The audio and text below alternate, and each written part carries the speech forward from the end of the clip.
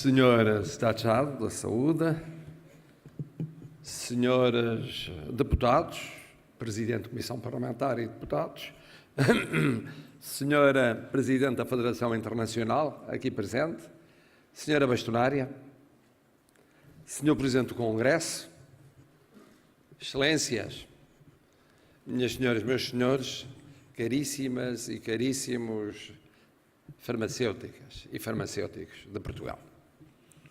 Permitam que a minha primeira palavra vá porque nós sentimos ser um momento especial para todos os premiados naquele encontro que, embora juntou o jornalismo e esta ordem, e em particular a Sofia Martins. Os familiares que aqui estiveram presentes puderam, de alguma maneira, testemunhar a gratidão de uma classe relativamente àquilo que foi não apenas um programa, mas uma carreira dedicada, entre outras causas, à causa da saúde. Eu pude conhecer a Sofia Martins na TSF, muito jovem, já lá vão alguns anos, e aquilo que foi dito pelo seu irmão era rigorosamente verdade. A sua vida não buscava prémios, traduzia-se no cumprimento de um dever, e um dever de cidadania. E foi esse dever de cidadania que a fez cruzar a vossa vida, a vossa missão. E por isso parece ser justo começarmos por evocar não apenas um prémio, mas uma carreira e um exemplo, que é um exemplo de cidadania a que o Presidente da República nunca pode ser alheio.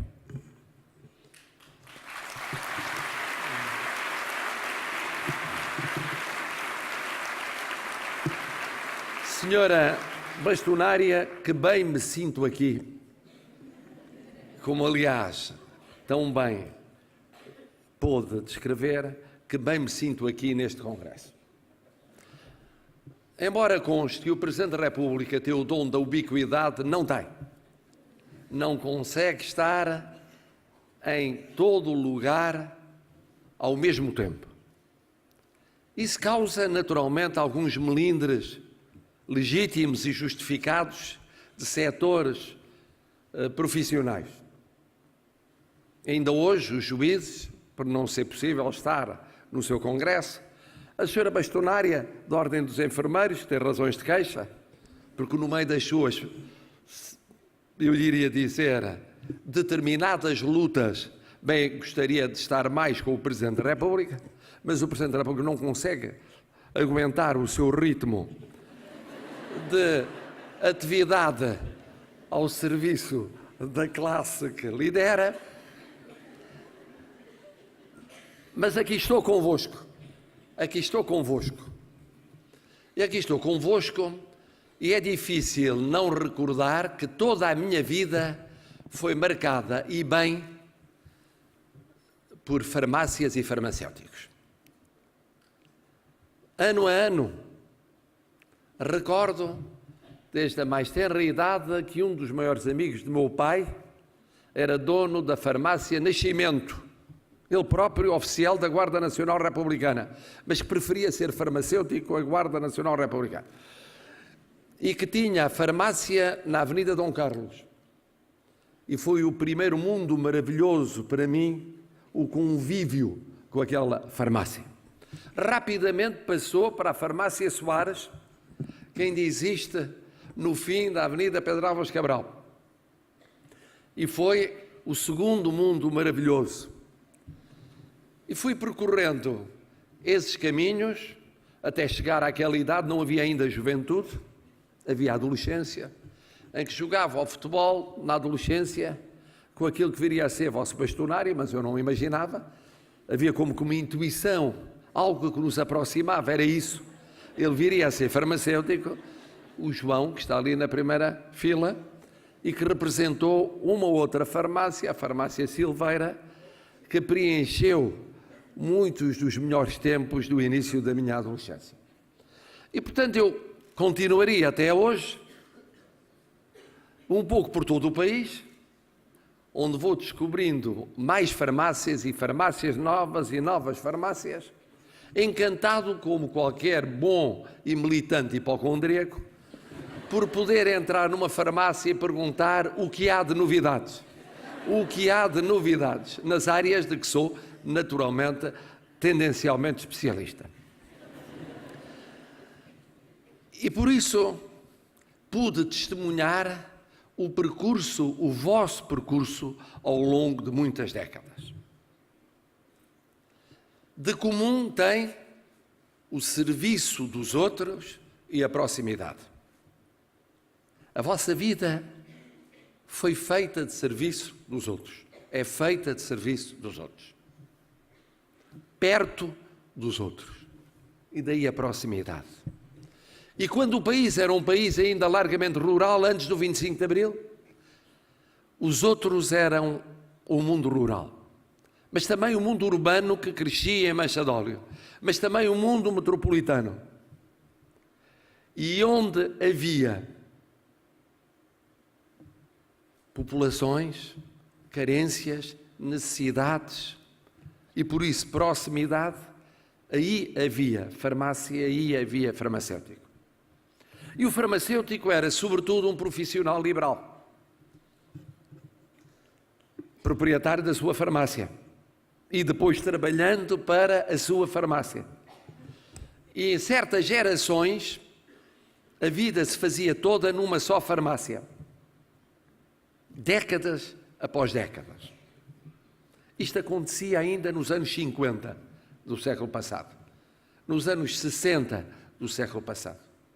Até que a mudança do país, a urbanização, a metropolização e depois a transformação do mundo rural levou a que o farmacêutico, em muitos casos, passasse a ser também uma realidade presente noutros universos.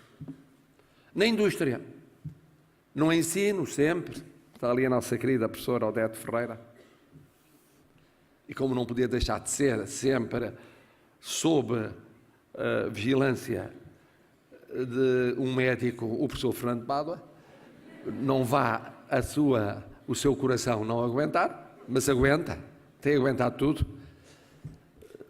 Isto para dizer que essa transformação que se deu em Portugal, nos anos 70, e depois 80 e 90 e na viragem do século, transformou muito a vossa vida, sobretudo a vida dos vossos antecessores, menos jovens. Mudaram de vida. Mas ao mudarem de vida, não mudaram no essencial de vocação. Porque eu sustento, e daí uma pequena discrepância em relação ao Sr. Ministro, a solidariedade institucional permite estas discrepâncias entre o Presidente da República e o Governo, é que para mim o ser farmacêutico é muito mais do que uma profissão, é uma vocação. É uma vocação.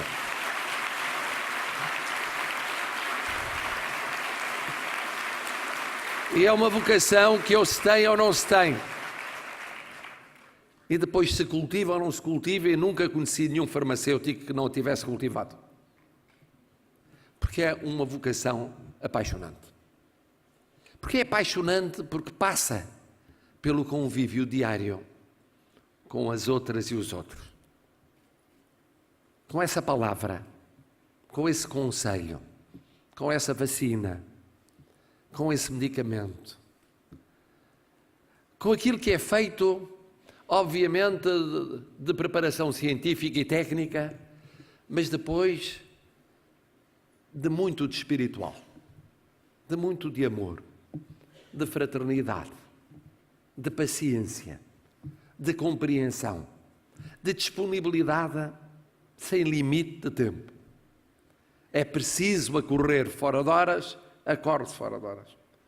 É preciso estar presente onde há dramas, está-se como estiveram. Em Figueiró dos Vinhos, em Pedrógão, em Castanheira de Pera. Estiveram e estão. Estiveram e estão os que lá estão, estiveram e estão os que lá não estão, mas lá estão também. E a vossa presença aí se manifestou novamente. Nesse mundo rural, remanescente, à beira do mundo urbano. E Portugal foi mudando. E surgiu o Serviço Nacional de Saúde, que depois se integrou num Sistema Nacional de Saúde.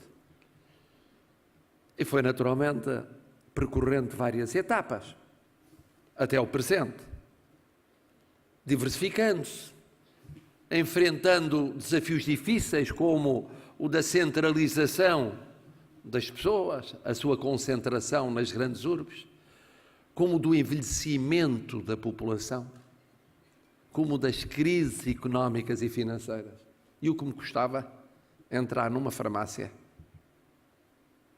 e pedir um medicamento e dizerem-me: um minuto que eu vou telefonar, porque aqui não há, mas há ali na farmácia vizinha e vamos lá buscar num instante.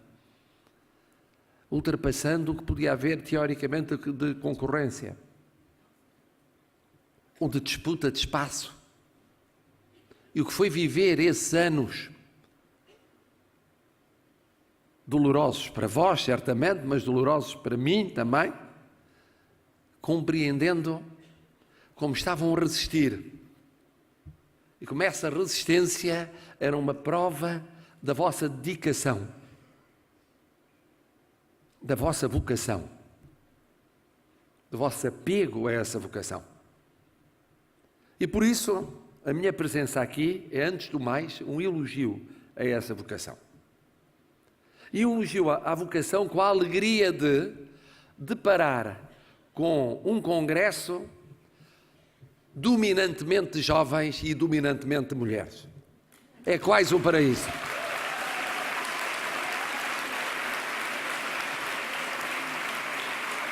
É quase a antevisão do paraíso para aqueles que acreditam nele. Será pouco mais ou menos assim. Rodeado de jovens, de senhoras que sabem de medicamentos. E, portanto, disponíveis para qualquer problema, mesmo no paraíso.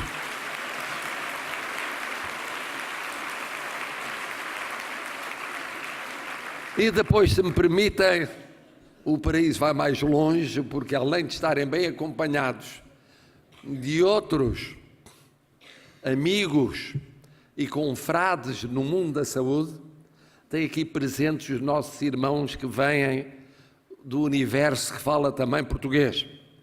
Não são só eles, mas estão eles aqui conosco. E isso alarga o nosso paraíso.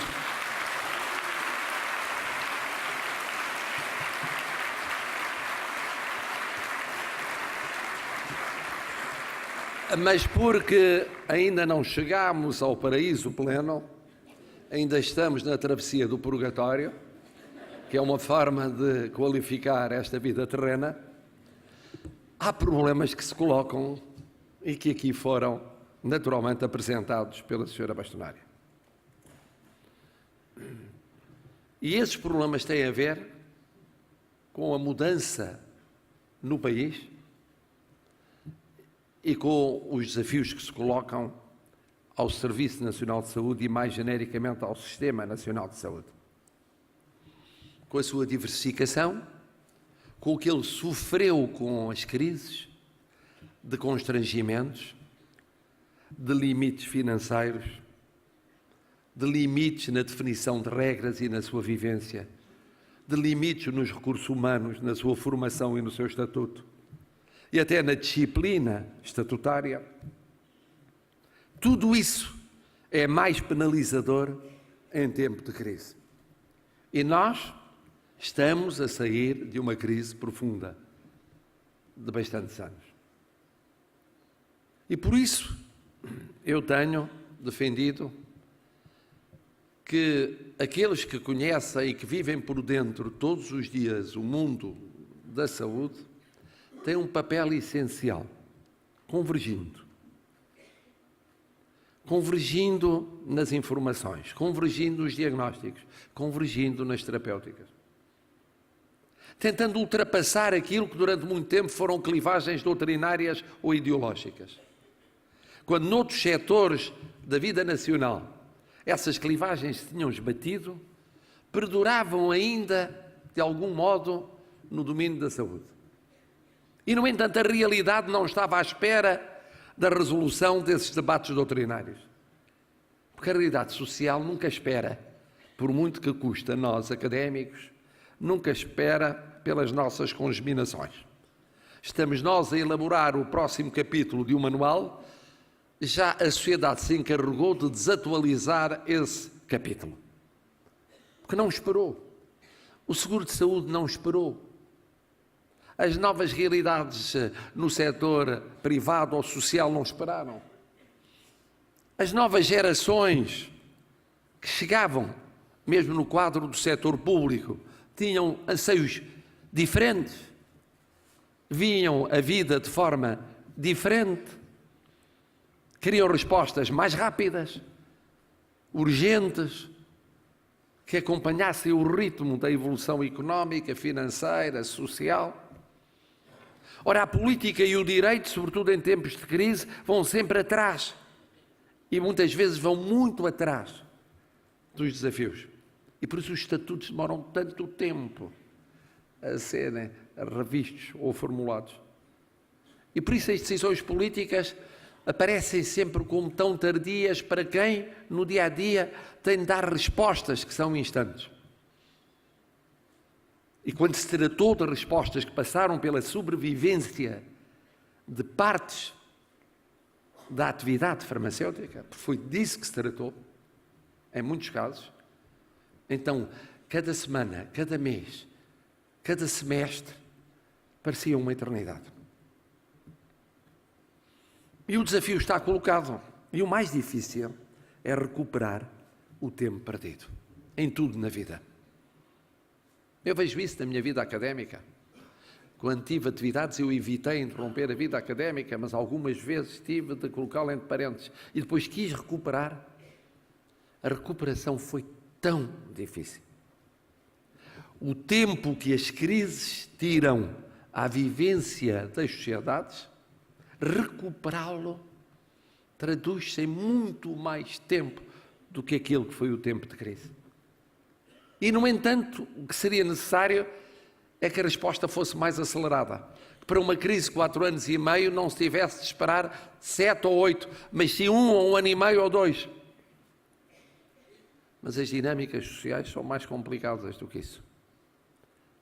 Daí o meu apelo às convergências, ao diálogo, à compreensão. O que não quer dizer a admissão dos pontos de vista de cada qual. Mas a compreensão, para se ver o que é possível fazer, porque, nomeadamente, um domínio como a saúde, dentro do quadro dos domínios sociais, é sempre um dos sacrificados pelos constrangimentos e as dificuldades financeiras. É sempre. Por isso, eu compreendo os vossos anseios, as vossas preocupações, e ao mesmo tempo compreendo e louvo a forma como decidiram virar-se de forma ainda mais intensa e mais atualizada nos meios para aqueles que são a razão de ser da vossa atividade e da minha função presencial, as portuguesas e os portugueses. Enquanto chegavam, não chegavam as respostas para a compensação do tempo de crise, converteram as portuguesas e os portugueses naquilo que tinha sido sempre a vossa vocação. Mas agora de outra forma. E medicamentos para todos quer dizer isso mesmo. Quer dizer, responsabilidade social que sempre foi a vossa, ou comunitária. É olhar para aqueles que menos meios têm para aceder aos medicamentos. É olhar para as situações de ruptura ou pré-ruptura, ou de desigualdade, ou de assimetrias entre pessoas, entre áreas territoriais, entre setores sociais, e ver o que podem fazer para reequilibrar o que está desequilibrado, para ultrapassar essas desigualdades. Isso não é mais do que o afirmar as raízes da vossa vocação. É com o digital, é com o digital. É com outro tipo de diálogo, é com o tipo de diálogo. É com outra formação, com outra formação. É com outra maneira de viver a proximidade. Terá de ser assim. Porque as solicitações são diferentes. E num país envelhecido, são duplamente diferentes. Porque há o país mais jovem, que espera de vós uma resposta à medida da juventude daquelas e daqueles que aqui estão, e há o país envelhecido, que tem o seu discurso, não o discurso dos mais jovens, tem o seu acesso à informação, tem a sua lentidão na reação perante os fenómenos. Espera não ser guetizado nem esquecido. E, portanto, terão de, ao mesmo tempo, enfrentar esses dois reptos diferentes. O dos menos jovens e o dos mais jovens. Com tempos diferentes, com discursos diversos, com pedidos que não são exatamente os mesmos. Daí a importância desta vossa reflexão. E daí o espírito de família que aqui encontrei e que encheu a minha alma. Pergunto a mim mesmo se nos vossos estatutos não há figura de farmacêutico honorário. Devia haver, porque para quem fez da sua vida um apreço tão grande pelas farmácias e os farmacêuticos, devia haver alguém, não é que tenha ajudado muito, não, e ajudei, não deve ter havido ninguém que tenha a um ritmo tão intenso antecipado tudo o que estava para sair, discutido bulas circunstanciadamente, bulas como se dizia antigamente, possuído vade-mecum para poder realmente cotejar o que se passava e confrontar um farmacêutico mais distraído com uma desatualização, ou então exatamente o contrário, com a permanência de medicamentos que tinham sido retirados do mercado, e o que me levou a trabalhos imensos para, junto da responsável pela sua produção, recolher as últimas 40 caixas que havia no mundo. Convencido que estava de que era o único anti-alérgico compatível com o meu temperamento e até com a minha personalidade. Em suma, encontro aqui esse espírito de família, que é fundamental, porque, como disse a vossa pastorária, daqui ides partir para a vossa faina cotidiana, mas com outra alma, com outra alegria, com outra dinâmica. Porventura, o Sr. Estado agora não houve, com algumas mesmas queixas em relação ao Governo, alguns motivos de reivindicação, mais umas preocupações acrescidas, mas sabendo que contam com uma grande bastonária. E queria dar-lhe uma palavra especial.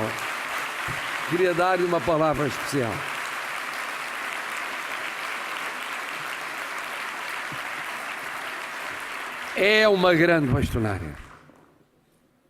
Não apenas por ter superado as expectativas, que são sempre elevadíssimas numa função como essa, mas por ter feito isso com uma devoção integral, com uma dedicação todos os minutos, com uma alegria de viver, com uma capacidade para ouvir, para estar atenta ao universo dos farmacêuticos portugueses, também aberta ao universo de todos os farmacêuticos, esses milhões que eu não conheço, mas que são maravilhosos mesmo à distância. Bom, mas em diálogo constante com os outros pares no mundo da saúde, ou as outras pares no mundo da saúde. E essa é a palavra que lhe queria dirigir. Porque, a não ser a sua família, muitas vezes, aquelas e aqueles que por si são representadas ou representados, não têm a noção do que é a sua vida. Mas eu tenho a noção, aliás, o Governo também tem a noção, por aquilo que sofre, mas eu tenho a noção exata do que é a sua vida. E queria agradecer-lhe. E na sua pessoa queria, a terminar, saudar todas e todos que dão alma a este Congresso. Em nome de todas e todos os portugueses, portanto de todo o Portugal, que vos agradeço a dedicação cotidiana àquilo que é a nossa razão de ser e de viver, a nossa querida pátria. Muito obrigado.